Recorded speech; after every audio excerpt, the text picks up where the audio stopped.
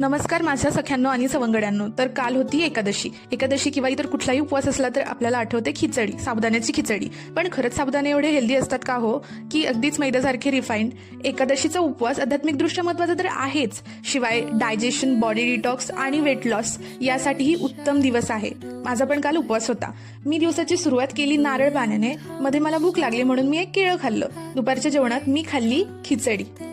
अहो नाही हो, उपवास आहे माझा, चीट डे नाही. मी बनवला होता बटाटा शेंगदाणा, गुळाच्या पाकातले रताळ्याचे काप आणि माझं ऑल टाइम फेवरेट दुधात कुस्करलेलं रताळ आणि सोबत भुईमुंगाच्या शेंगा देखील.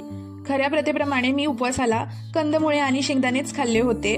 रताळ्याचे काप तर खूपच अप्रतिम झाले होते आणि कुस्करलेलं रताळ म्हणजे माझ्यासाठी स्वर्गच. त्यानंतर मी काहीच खाल्लं नाही, पण माझं सलग 3 तास लेक्चर होतं आणि मला प्रचंड झोप येत होती. मधल्या ब्रेकमध्ये मी मस्त चहा करून प्यायले. असा होता माझा एकादशीचा उपवास. तुम्ही काय खाता उपवास असल्यावर, आणि आपल्याला साबुदाणे खाणं कितपत योग्य आहे उपवासाला, नक्की कमेंट करून सांगा आणि प्लीज सबस्क्राईब करा.